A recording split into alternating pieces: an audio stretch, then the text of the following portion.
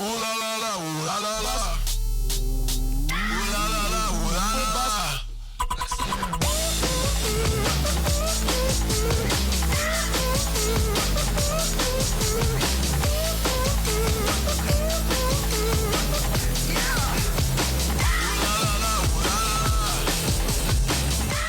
Alright, so we finally get to do some work. It's been a few weeks, but I've had the next package turn up. So we got bar mounted bilge switch that goes on the bottom of the start-stop switch. Got another bilge switch, so that's for the other jet ski. And we got these Tornado shields, pre-filter shields, just to help with water getting through when you're upside down in the surf. Just another shield, so two of those. And yeah, so what happened last time when I actually took it out for a sneaky water test, I managed to figure out that I used an old housing and I actually spun the bearing in here. What I could actually see happening with the ski was, yeah, so the coupler down there, I was running it on the trailer after a quick water test. I could actually see this back coupler, which links into the housing, was just shifting when I gave it some gas. So a bit devastated that I have to pull the engine out and do all of that, but these are the things you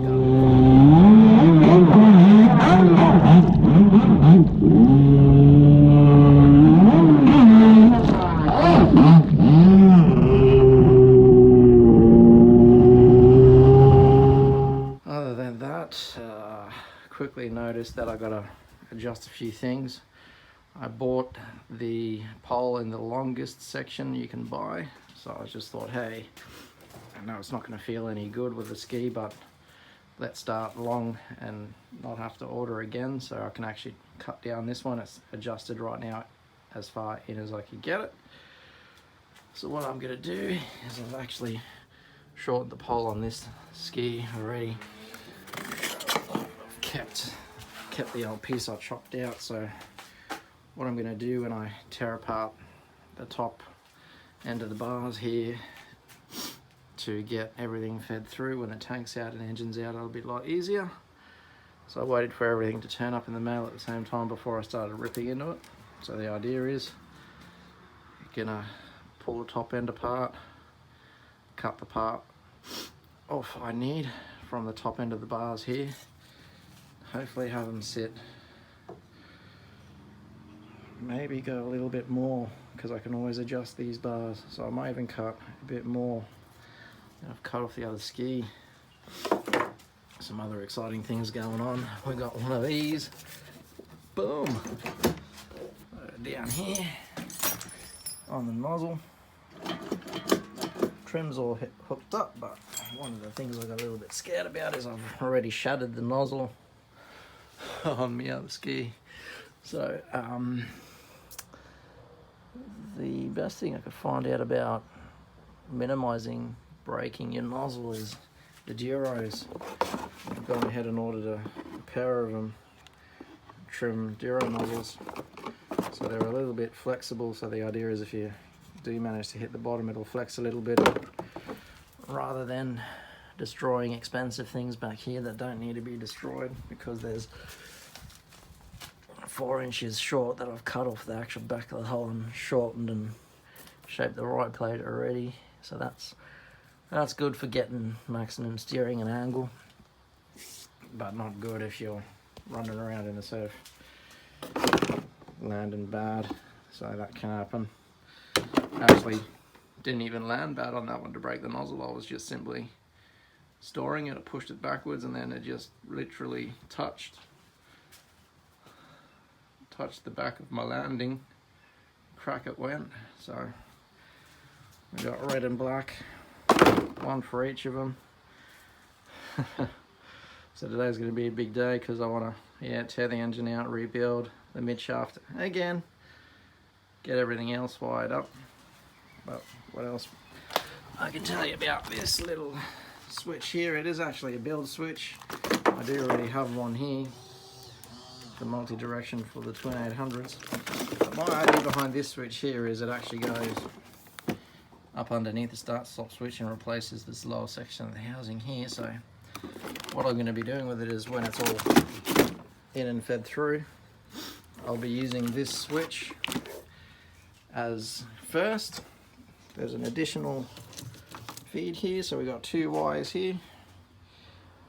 One's for the tachometer and the other is for something called hole shot. So it's not the ideal switch that I've got here to be using this hole shot, but I'm just gonna pretty much use it once for a trial. Under the bars there is an easy spot for it to trigger, so I'm gonna use it to trigger the hole shot. Try out that feature. If it's good, I'll leave it. If not, I'll just use that switch as a primary ignition switch to turn the system on and off. So that's plan B if hole shot's no fun, but I'm imagining it's to get you out of the hole for a race, not so much something that you really want in the surf. So ultimately I can see myself just using this as the ignition switch for the MSD. Boom, turn it on, don't have to take the cowling off or anything.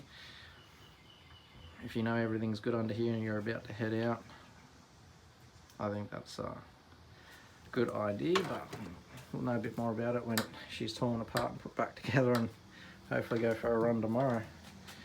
So let's wrap into it and get it going again. Alright.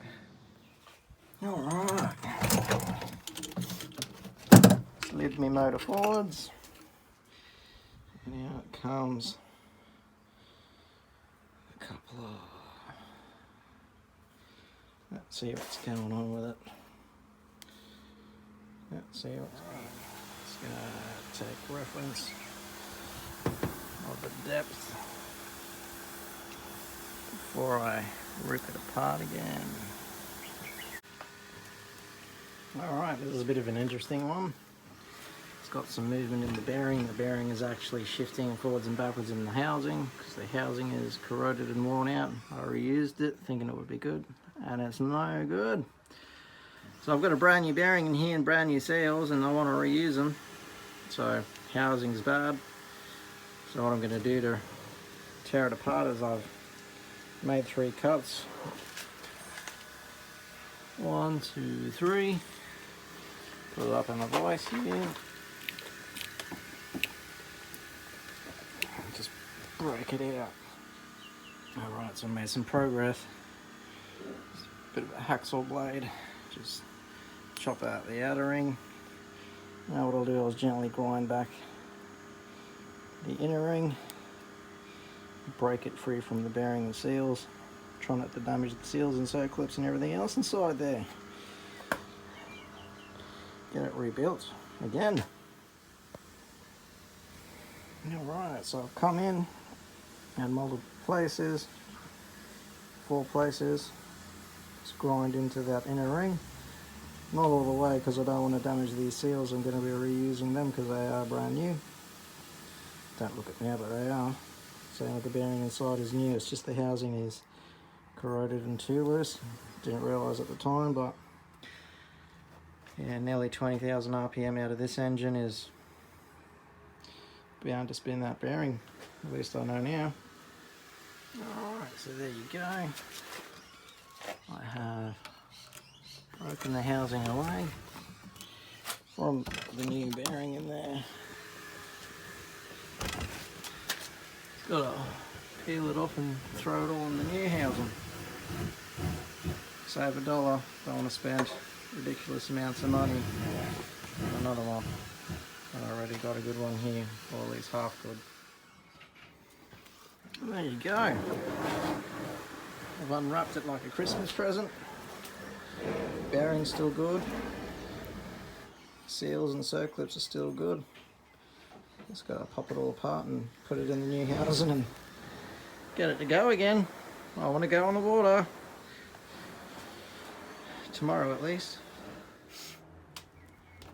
Alright, so I'm up under the back of the ski here.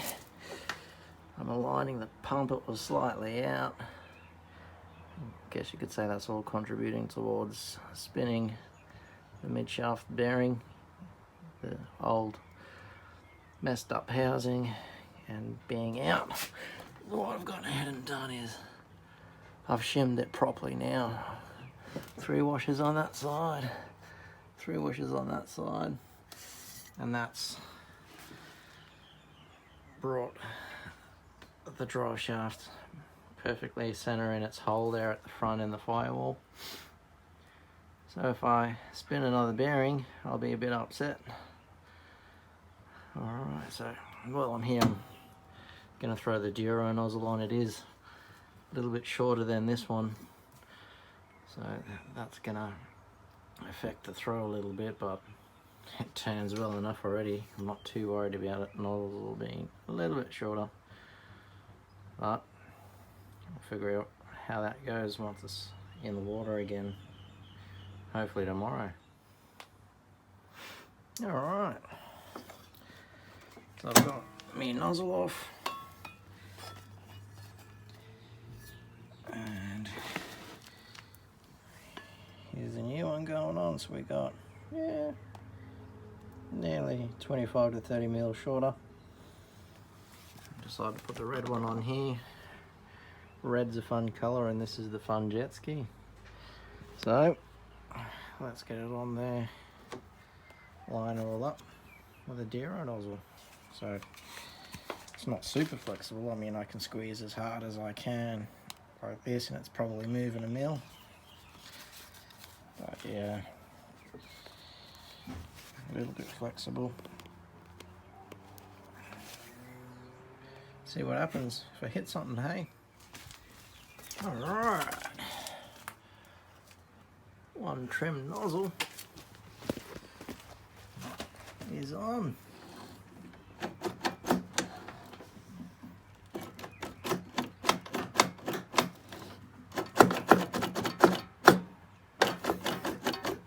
Ready to go.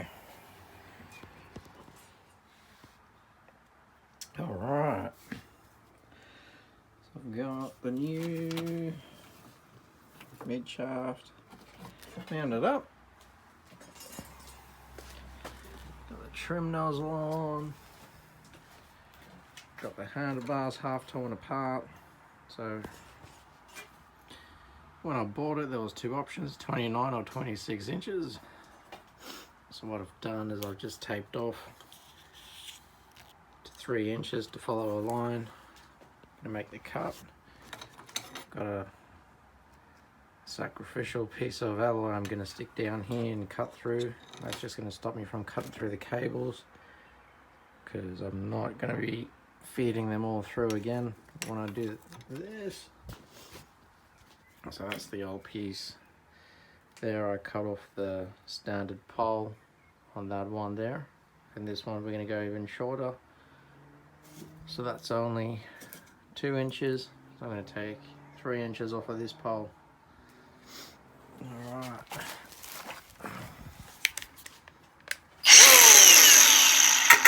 Let's get to work. Alright, so can't angle grind up here and tape it at the same time, but I've gone ahead, gone around all the way down the bottom.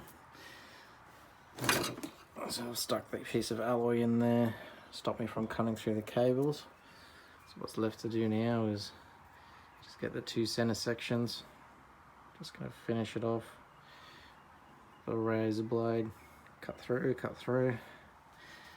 then I will cut a section out here, and just drop the whole piece out. Alright, I'll let you know how I go. If I kill any cables, I won't be happy.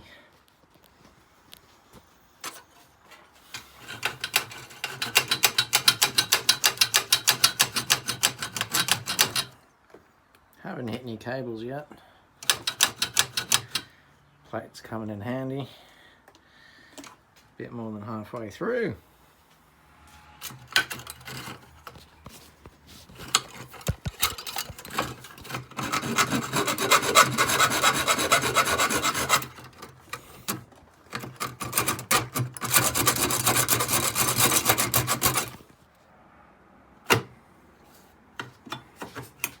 Alright, pole shortening is done. Didn't destroy any cables in there, or at least I don't know yet. We'll find out soon. I'm just gonna cut, boom, boom, both sides, drop it down, put my pole back on. Happy days.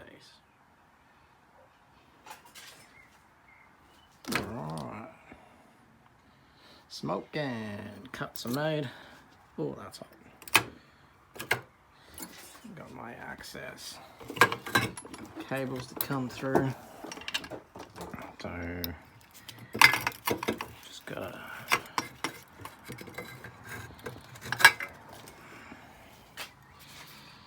get the 3-inch unwanted piece of pole.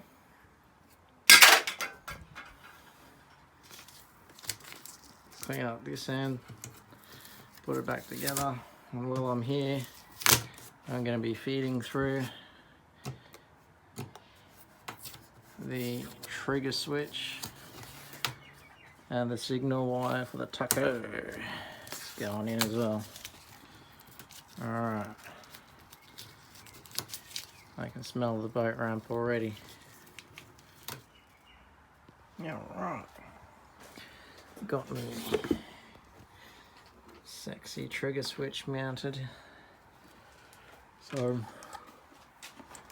running the cables through the pole before I put it all back together. I've got my guide wire.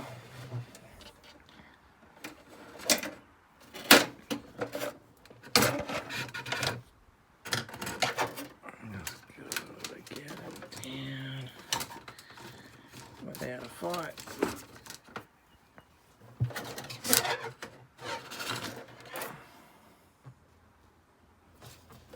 There we go. I found the end of the rainbow.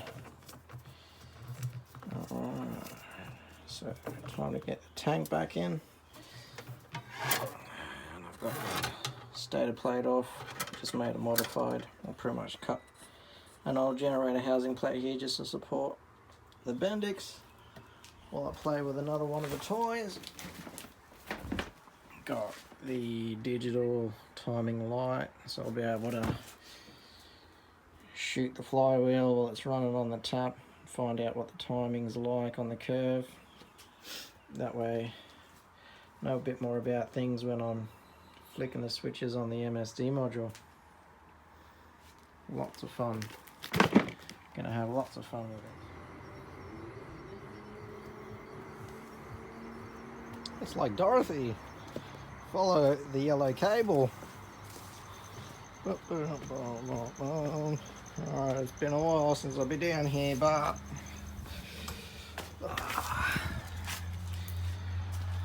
check out a few things. Plug this bad boy in.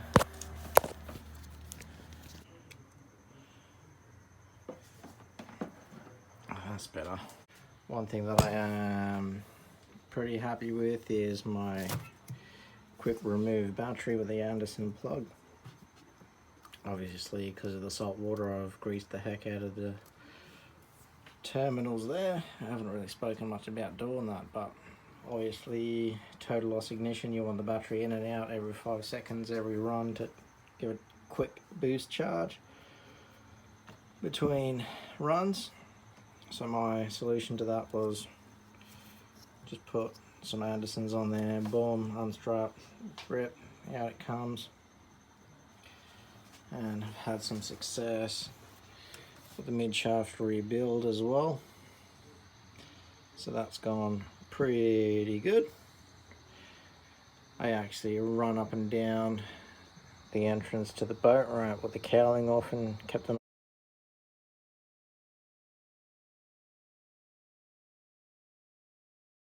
Didn't see it move around too much. Oh, at least not as what was the other one was doing was, yeah, you could see it go boom, boom, boom, boom. Not so good.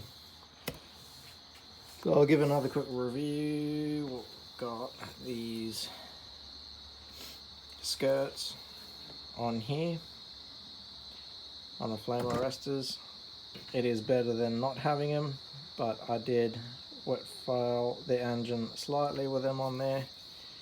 So I'm thinking plan A will be put the standard intake back on. Plan B will be order another set of these and just run 2 on each Tornado and see how that goes.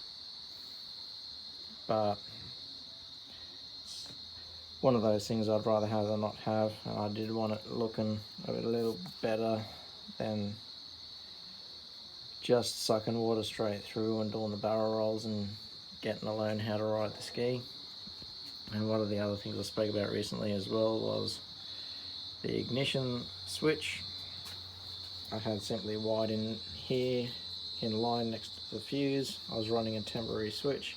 I was also talking about mounting the switch up here under the bars. There's a secondary build switch that fits underneath the housing for your start-stop switch. I tested out the whole shop with this switch first and wired it up to the MSD system. I don't have anything exciting to say about that. Yeah, there was a bit of a difference, but honestly, trying to get to this switch, get out of the hole, get going, it's just a little bit too crazy for what I'm looking to do. So I've decided to chop my on-off switch, ignition switch to the MSD to power it up, and just wired up this switch under the start-stop is my main ignition switch now. So we can give it a flick.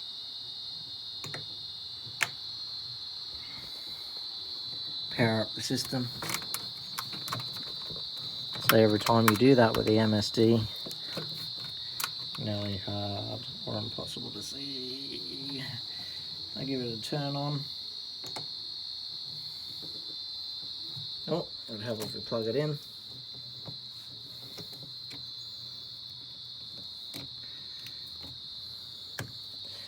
So when I hit the button up on the handle pole, LED gives a quick flash, that way I know the system's on and active. And she's ready to go. But we'll turn all of that off now because we've got more to talk about handling. Alright, so it's now time to talk about taking the Superjet out for its first run. Mainly what you're not going to know about the first build is how it's going to handle and all the rest of that. So I've gone through shortening the pole. Obviously there was the whole tear apart doing the, I'll get around the other side, we've got a bit of light happening. So getting the body tumped out to the tubbies, cutting the 4 inches off the back, and chopping and rockering the nose. So that's all turned out quite well, except if you get a little bit of too much that going on. Alright, it's Christmas morning. Gonna go outside, see if Santa came.